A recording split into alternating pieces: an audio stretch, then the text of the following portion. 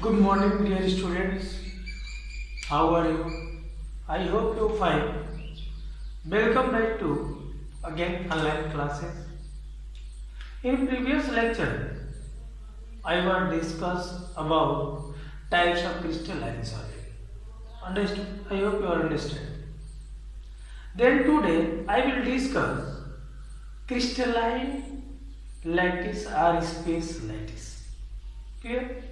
Means आज हम लोग ये पढ़ेंगे कि स्पेस लैटिस क्या होता है, क्रिस्टलाइन लैटिस क्या होता है। क्लियर? एक चीज और आपसे मैं रिक्वेस्ट करूंगा कि अगर इस लेक्चर को आप समझना चाहते हो तो पीछे वाला लेक्चर आपको देखना पड़ेगा। इसलिए बाय सीक्वेंस मैं वीडियो डाल रहा हूँ, ठीक, और बाय सीक्वेंस सारे वीडियो को आप समझने की कोशिश करो। जो नहीं समझ में आ रहा है उसको हमसे पूछो। क्लियर? जो चीजें नहीं समझ में आ रही है वो हमसे पूछो। क्लियर? जैसे देखो आप ध्यान दें, अगर आपसे कोई पूछ दे कि जैसे हमने पढ़ा कि क्रिस्टलाइन सॉलिड क्या होता है, तो उसमें मैंने बताया था कि जब कॉन्स्टेंट पार्टिकल्स को हम लोग रेगुलरली अरेंज करते हैं तो उस क्रिस्टलाइन पार्टिकल्स, जब क्रिस्टलाइन सॉलिड बनेगा तो उस कॉन्स्टेंट पार्टिकल्स को हम लोग अरेंज करेंगे। बात हो रही है रेगुलर, फिर रेगुलरली अटेंड करेंगे या पैटर्नली व्यवस्थित करेंगे। तो पैटर्नली जब व्यवस्थित करते हैं तो उस पार्टिकल से एक ज्योमेट्री अराइज होती है। क्या अराइज होती है? ज्योमेट्री अराइज होती है। क्लियर? तो वो ज्योमेट्री हमारा 2D में भी होगा, 3D में होगा, लेकिन हम लोग को यहाँ पे जो क्रिस्टल लैटिस पढ़ना है वो हमारा 3D पढ़ना है। हालांकि 2D भी बताएंगे, क्योंकि आप 2D और 3D में थोड़ा सा डिफरेंट समझ लो कि 2D और 3D क्या होता है। जैसे अगर आपसे कोई पूछ दे कि 2 डायमेंशनल, क्लियर, इसको कहते हो 2 डायमेंशनल,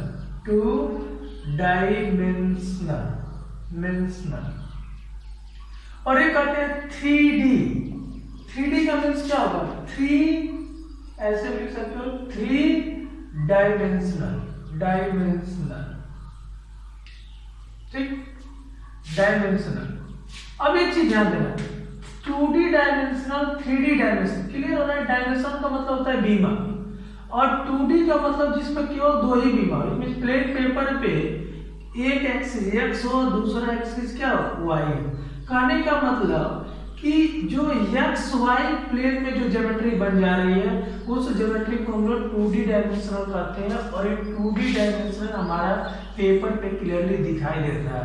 जैसे देखो 2D डायमेंशन अगर बनाओगे तो अगर कहा जाए 2D डायमेंशन में क्या बन सकता है? स्क्वायर बन सकता है, अभी बना के दिखाऊंगा, स्क्वायर बन सकता है। क्लियर?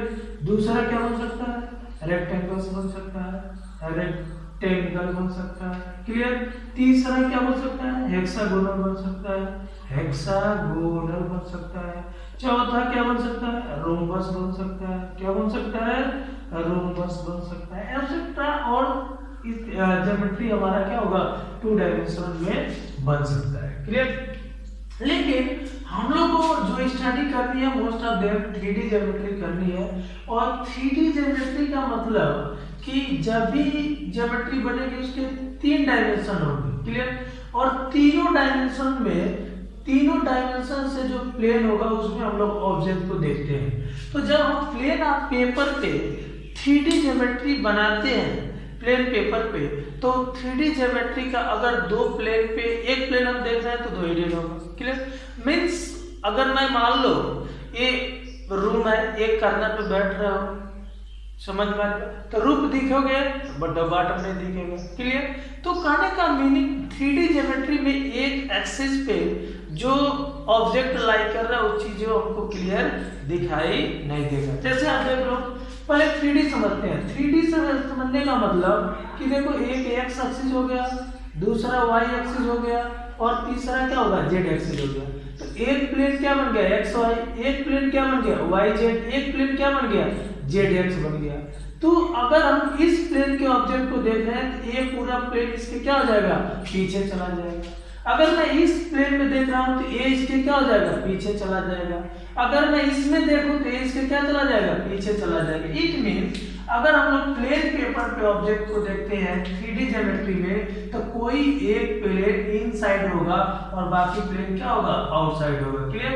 तो प्लेन पेपर पे इनसाइड ऑब्जेक्ट को हम इमेजिन करते हैं, क्योंकि इनसाइड जो ऑब्जेक्ट होगा वो हमको क्लियरली विजन नहीं होगा, वो डेट्स इमेजिन होता है। क्लियर? तो आप यहाँ पे 2D और 3D डायमेंशन समझे। जैसे अगर 2D की बात कर दें तो हमारा क्यूबिक हो जाएगा, क्यूबिक जो आप पढ़ते हो, क्यूबाइड हो जाएगा। क्लियर? क्यूबाइड, ऐसे सो ऑन एक्सेट्रा हमारा क्या होगा, 3 ज्योमेट्री होगी। क्लियर? लेकिन हमारे जब कॉन्स्टिट्यूएंट पार्टिकल्स को 3D में व्यवस्थित करते हैं तो केवल 7 ही जो ज्योमेट्री 3D में राइज होती है। क्लियर? जिसको अभी हम लोग क्रिस्टल लैटिस पढ़ने के बाद उस 3D ज्योमेट्री में जो 7 हमारे क्रिस्टल सिस्टम बनेंगे, उन 7 क्रिस्टल सिस्टम को समझेंगे। क्लियर? जिसमें हमारा क्या होगा, क्यूबिक यूनिट सेल हो जाएगा, टेट्रागोनल्स हो जाएगा, ऑक्टाहेड्रल्स हो जाएगा, ऑर्थोगोनल्स हो जाएगा, रोम्बोहेड्रल हो जाएगा, मोनोक्लिनिक हो जाएगा। क्लियर? इस तरीके से टोटल 7 हमारे क्या होते हैं, हमारे क्रिस्टल सिस्टम्स होते हैं, स्पेस सिस्टम्स होते हैं। क्लियर? तो हम लोग 3D 2D जानने के बाद हम लोग स्टार्ट करते हैं कि क्रिस्टल लैटिस क्या होता है। क्लियर? क्या होता है क्रिस्टल लैटिस, क्या होता है? तो अगर आपसे कोई पूछ दे कि what do mean bye crystal lattice, कई बार पूछा जाता है what do mean bye space lattice. Crystal lattice क्या है, स्पेस लैटिस क्या है, तो इसको हम लोग समझते हैं। जब हम लोग 3D डायमेंशन में कॉन्स्टिट्यूएंट पार्टिकल्स को 3 direction means X Y X Z direction में व्यवस्थित करते हैं, तो उसी से बनने वाले सिस्टम को हम लोग क्या कहते हैं, क्रिस्टल सिस्टम कहते हैं। क्या कहते हैं, क्रिस्टल सिस्टम कहते हैं। Crystal system is also known as space lattice. क्या कह सकते हैं, क्रिस्टल सिस्टम या क्रिस्टल लैटिस। जैसे देख लें, आप लिख दिया मैंने क्रिस्टल लैटिस, या और करके लिख सकते हो स्पेस लैटिस। तो अब यहाँ पे पूछा जा रहा है what do mean bye crystal lattice, what is by space lattice, तो क्या लिखोगे, 3D अरेंजमेंट ऑफ, इसका डिफिनेशन लिखोगे 3D arrangement of constituents constituent particles। क्या हो सकता है constituent particles, ब्रैकेट में लिख सकते हो एटम्स, मॉलिक्यूल्स, और ये क्या हो सकता है ion. 3D arrangement of constituent particles, atom, molecules, ions in all direction का means x direction, x axis पे, y एक्सिस पे, और ये क्या हो सकता है z एक्सिस पे।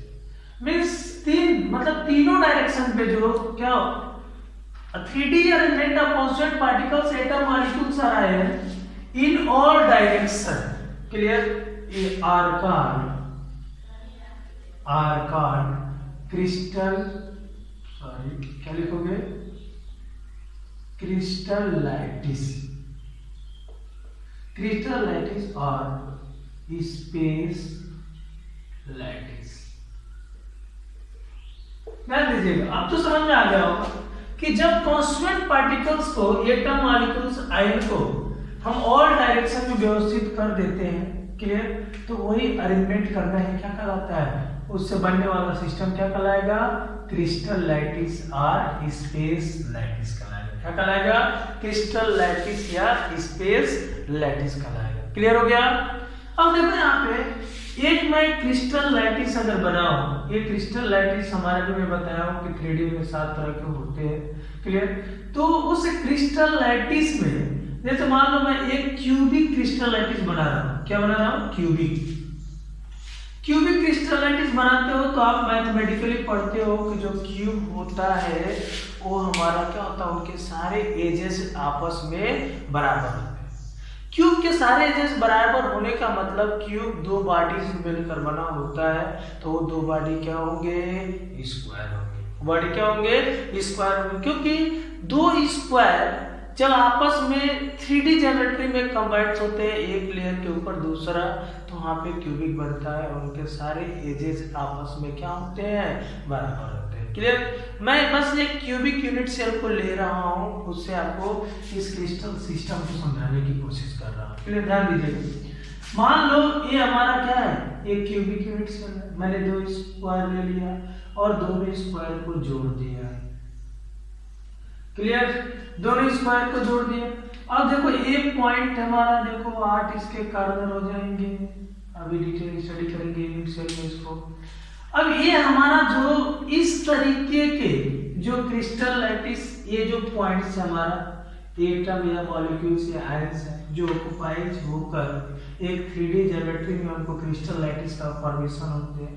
तो ये जो एटम जिस पॉइंट पे ऑक्युपाइज हो रहा है उस पॉइंट को आप क्या कहोगे, लैटिस साइट और लैटिस पॉइंट। क्या कहते हो, लैटिस साइट और लैटिस पॉइंट। क्लियर हो गया होगा। मीन्स जो मतलब 3D अरेंजमेंट में जो जिस पोजीशन पे उस कॉन्स्टिट्यूएंट पार्टिकल्स ऑक्युपाइज होता है उस कॉन्स्टिट्यूएंट पार्टिकल्स को हम लोग क्या नाम देते हैं, क्रिस्टल लैटिस कहते हैं। क्या कहते हैं, क्रिस्टल लैटिस पॉइंट्स कहते हैं, सॉरी क्रिस्टल लैटिस पॉइंट्स कहते हैं। क्लियर। कई बार पूछा जाता है कि what do mean bye crystal lattice point, इसीलिए ज्योमेट्री को मुझे लेना पड़ा कि आपको मुझे क्रिस्टल लैटिस पॉइंट या क्रिस्टल लैटिस साइट बताने में दिक्कत ना हो। क्लियर। तो अगर आपसे कोई यहाँ पे उसका डिफिनीशन पूछ दे, क्रिस्टल लैटिस पॉइंट, या इसी को हम लोग और एक नाम से जानते हैं क्रिस्टल लैटिस साइट। क्लियर। तो कह सकते हो द पोजीशन, ध्यान दीजिएगा, the position of constituent particles, या ऐसे कह सकते हो द पोजीशन वेयर constituent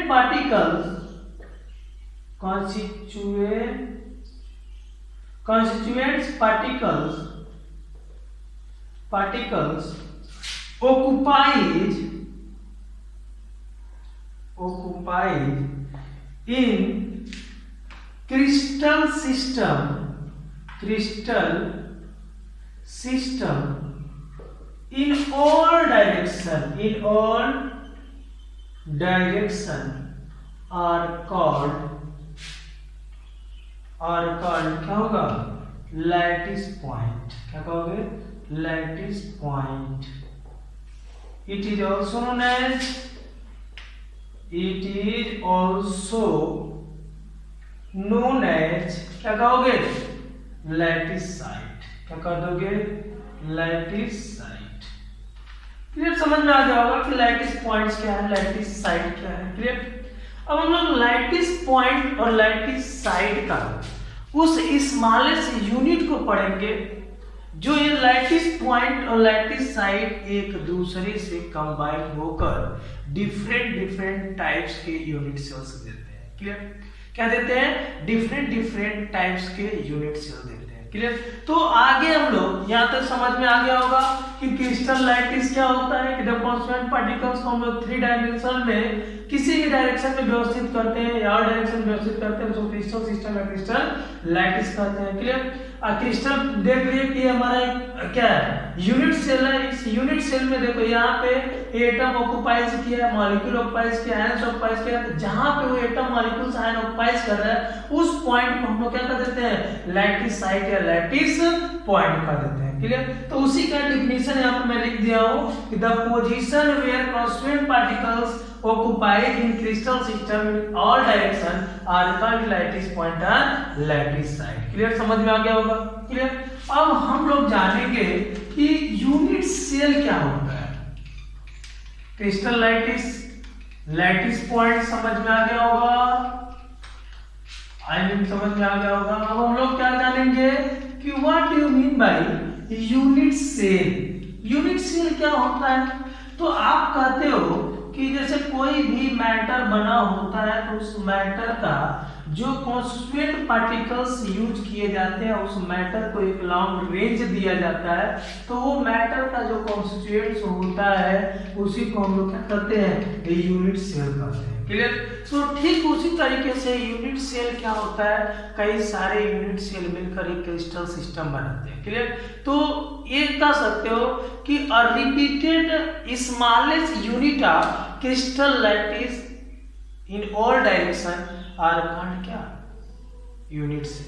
क्या कह सकते हो, यूनिट से। एक तरह से कह सकते हो किसी लैटिस सिस्टम का या लैटिस क्रिस्टल लैटिस का वह स्मॉलेस्ट यूनिट जो बार बार रिपीट करता है उस सिस्टम में, वही क्या कहलाता है, यूनिट सेल कहलाता है। क्या कहलाता है, यूनिट सेल कहलाता है। ध्यान दीजिएगा, अगर आपसे कोई पूछ दे what do mean by unit cell, unit cell कहते हो ना कि यूनिट सेल मतलब जिससे वो बना हो, तो इसका डिफिनीशन ले सकते हो। तो क्या लिख सकते हो, the smallest repeated unit of crystal lattice या crystal unit in all direction are called क्या, यूनिट सेल। द स्मॉलेस्ट क्या लिखोगे बेटा, ध्यान दो, द स्मॉलेस्ट repeated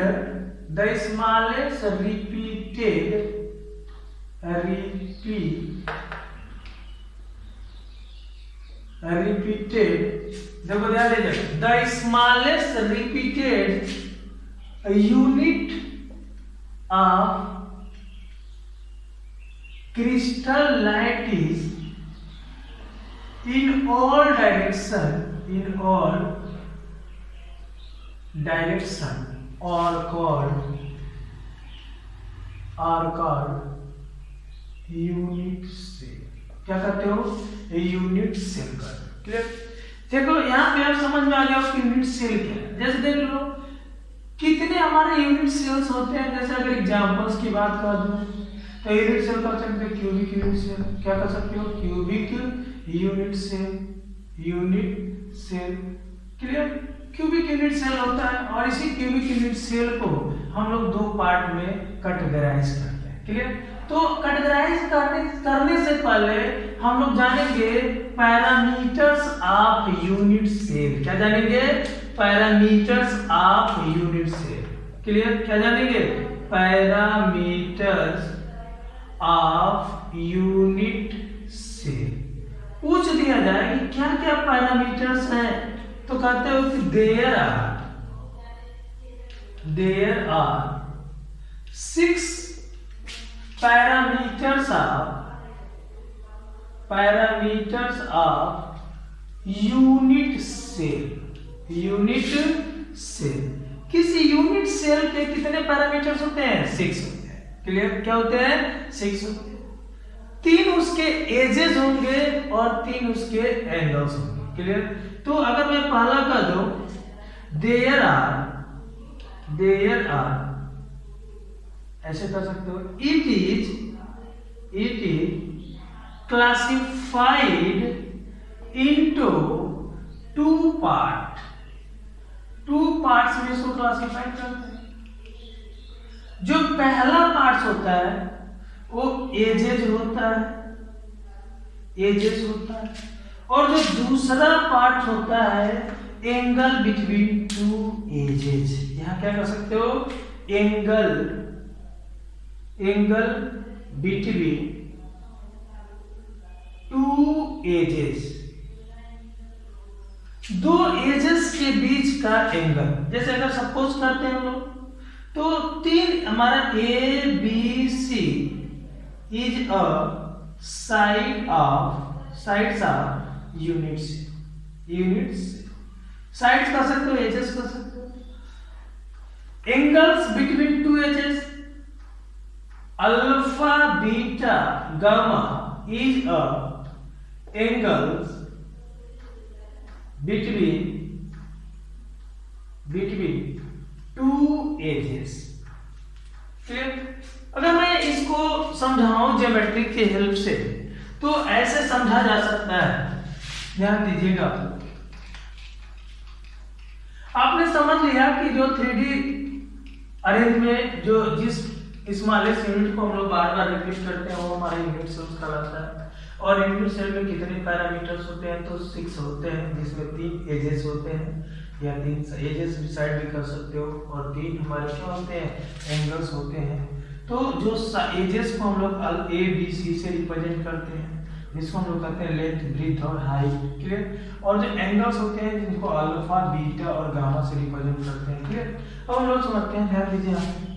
मान लो एक हम लोग यूनिट सेल बना लिए, क्यूबिक यूनिट सेल, जो किसी क्रिस्टल लैटिस का स्मॉलेस्ट पार्ट है, और सारे क्रिस्टल पॉइंट से इसको हमने जोड़ दिया, या लैटिस पॉइंट से इसको जोड़ दिया, क्लियर। अब देखो इस क्रिस्टल पॉइंट का this is corner, this is corner, this corner, this corner, this corner, this corner, this corner, this corner, और इस सारे कॉर्नर हमारा लैटिस पॉइंट्स कहलाता है। जो दो लैटिस साइड को लाइन जोड़ता है उसी को साइड कहते हैं। अब देखो यहाँ पे ध्यान दीजिएगा, इससे अब हम लोग समझना है, ये तो मैंने बताया कि क्या है, लैटिस पॉइंट बता सकते हो जहां पे वो constituent particles, atom, molecules, ion occupies करते हैं। दूसरा, अगर इस अल्फा, बीटा, गामा और एजेस को एक्सप्लेन करना हो तो इस तरीके से क्यूबॉइड टाइप्स बनाओगे, इससे क्लियर समझ में आ जाएगा। एक्सिस बेस पे भी मिला दिया मैंने, इसको इससे मिला दिया, इसको इससे मिला दिया, इसको इससे मिला दिया, क्लियर। अब ध्यान देते हैं, देखो ये जो पॉइंट्स है, इस पॉइंट को हम लोग एक्स एक्सिस मान लेते हैं, इसको हमने क्या मान लिया, वाई एक्सिस मान लिया, और इसको क्या मान लिया, जेड एक्सिस मान लिया। मैंने इसको ए मान लिया, बी मान लिया, इसको सी मान लिया, क्लियर। अब देखो ए और बी एक एंगल से बन रहा है, एक एंगल से बन रहा है, और एक एंगल ए बन रहा है। तो अगर मैं नाम दे दूं तो अल्फा, बीटा, गामा, 3 तरह के एंगल्स हो गए। एक जो गामा बन रहा है वो ए और बी के बीच में बन रहा है, मींस एजेस ए और बी के बीच में जो एंगल बना वो गामा बन गया। बी और सी के बीच में जो एंगल बन गया, बी और सी के बीच में वो अल्फा बन गया, और सी और ए एजेस के बीच में बन गया वो क्या बन गया, बीटा बन गया। तो यहां से क्लियर समझ में आ गया होगा कि एजेस के बीच का एंगल आप कैसे डिटरमाइन कर लोगे, क्लियर।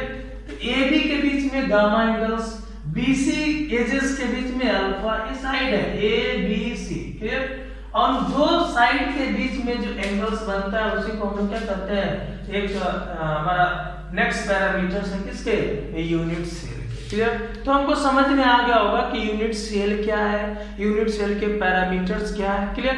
नेक्स्ट हम लोग स्टडी करेंगे टाइप्स ऑफ यूनिट सेल। क्या पढ़ेंगे, टाइप्स ऑफ यूनिट सेल। अगर आपसे कोई पूछ दे कि यूनिट सेल के टाइप्स क्या होते हैं, clear, types of unit cell बता देते हैं, और इस टाइप्स ऑफ यूनिट सेल को नेक्स्ट लेक्चर में हम लोग पढ़ेंगे। अंडरस्टूड। ध्यान दीजिएगा, अगर आपसे कोई पूछ दे टाइप्स ऑफ यूनिट सेल, क्या पूछ दिया जाए, types of unit cell. Unit cell को हम लोग मेनली 2 पार्ट में डिवाइड करते हैं। एक होता है हमारा प्रिमिटिव यूनिट सेल। क्या होता है, प्रिमिटिव यूनिट सेल। इसको एक और नाम से हम जानते कहते हैं सिंपल यूनिट सेल। क्या कहते हैं, सिंपल यूनिट सेल। दूसरा जो हमारा होता है उसको कहते हैं नॉन प्रिमिटिव यूनिट सेल। क्या कहते हैं, नॉन प्रिमिटिव यूनिट सेल। इस नॉन प्रिमिटिव यूनिट सेल को एक और नाम से जानते हैं centred unit cell. Centred unit cell क्या कहते हैं, सेंटर्ड यूनिट सेल, क्लियर। अब ध्यान दीजिएगा, प्रिमिटिव यूनिट सेल्स और नॉन प्रिमिटिव सेल में यही डिफरेंट होता है कि जब यूनिट सेल में जो कॉन्स्टिट्यूएंट पार्टिकल्स होते हैं, किसी एटम, मॉलिक्यूल्स, आयंस, जो केवल उस यूनिट सेल के कॉर्नर पे ही ऑक्युपाइज हो, तो हमारा प्रिमिटिव यूनिट सेल हो जाएगा, क्लियर। जब कॉन्स्टिट्यूएंट पार्टिकल्स एटम मॉलिक्यूल्स आ रहे हैं हमारे कॉर्नर विथ सेंटर्ड यूनिट्स हो, सेंटर्ड हो, फेस पे हो जाए, बॉडी पे हो जाए, समझ में आ रही है, अपोजिट फेस एंड पे हो जाए, तो हमारे क्या अलग नॉन प्रिमिटिव यूनिट सेल का। Clear. Non primitive unit cell को हम लोग 3 पार्ट में कैटेगराइज करते हैं। कितने पार्ट में कैटेगराइज करते हैं? 3 पार्ट में कैटेगराइज करते हैं, जिसमें पहला हमारा होता है face centred unit cell, unit cell. लेकिन जब हम लोग अब पढ़ेंगे तो इसको बस कहेंगे एफसीसी। क्या कहेंगे? FCC, face centred unit cell, FCC. दूसरा कहेंगे बीसीसी, बॉडी, दूसरा क्या होगा? Body centred unit cell. Body centred unit cell का मीनिंग क्या होगा? बीसीसी। तीसरा जो होगा end centred unit cell, end centred unit cell, इसको हम लोग कहेंगे ईसीसी। ध्यान दीजिएगा, शॉर्ट फॉर्म ही आपको ध्यान देना है, स्ट्रेट फॉर्म भी आपको आना चाहिए, क्योंकि अब हम लोग पढ़ेंगे तो कहेंगे एफसीसी, बीसीसी, ईसीसी। क्लियर। हम लोग क्या कहेंगे? FCC, BCC, ECC. तो नॉन प्रिमिटिव यूनिट सेल कितने तरह का होता है? 3 तरह। Face centred unit cell, body centred unit cell, end centred unit cell. Clear. हम लोग नेक्स्ट लेक्चर में सबके बारे में डिटेल्स पढ़ेंगे कि प्रिमिटिव यूनिट सेल क्या होता है, नॉन प्रिमिटिव यूनिट सेल क्या होता है, बस मैंने यहाँ पे बताया। क्लियर। अब एक यूनिट सेल में कितने फैक्टर्स होते हैं उस चीज को मैं जान रहा हूँ। क्लियर। क्योंकि वो अभी हमको एटम्स निकालने में हेल्प करेंगे। जैसे मान लो एक यूनिट सेल है, ये हमारा कोई यूनिट सेल है, मान लेते हैं क्यूबिक है या क्यूबाइड। अब देखो यहाँ पे इस यूनिट सेल में 1 2 3 4 5 6 7 8 अगर कुछ दिया जाए, पहला इसका कंडीशन की पॉइंट आपको लर्न करना है। Each unit cell contain 8 corner. एक यूनिट सेल में कितने कार्नर होंगे? 8 कार्नर होंगे। और एक कार्नर पे कितने एटम्स होंगे? 1/8 होंगे। क्लियर। अभी हम लोग आगे निकालेंगे, बस यहाँ पे जानते हैं। Each unit cell contain 8 corner, याद रखना है। दूसरा, each unit cell having 12 edges. मतलब एक यूनिट सेल में कितने एजेस होंगे? 12 एज होंगे। क्लियर। अब ध्यान दीजिएगा, एज का मतलब अभी मैं समझा दूं। जैसे देखो कोई यूनिट सेल 2 रेक्टेंगल्स या 2 स्क्वायर से अगर बना हो, तो उस स्क्वायर के 4 साइड और उन दोनों, एक स्क्वायर का 4, दूसरे स्क्वायर का 4, टोटल कितने एज हो गए? 8। अब इन दोनों एजेस, दोनों स्क्वायर के कंप्लीट जोड़ने के लिए जो 4 एजेस बनेंगे, जो 4 ऐड कर दोगे तो 8 और 4 कितना हो जाएगा? 12 हो जाएगा। तो एक यूनिट सेल में कितने एजेस होते हैं? 12। और each unit cell having 2 bodies. कितनी बॉडीज होती हैं? 2। तीसरा पॉइंट हो जाएगा, ईच यूनिट सेल हैविंग कितनी बॉडीज होंगी? 2 bodies. Each unit cell having 2 body. Clear. 2 square लेकर हम क्यूबिक यूनिट सेल बनाते हैं। चौथा जो पॉइंट्स है इसके ऊपर मैं लिख रहा हूं, ध्यान दीजिएगा। चौथा पॉइंट्स क्या होगा? Each unit cell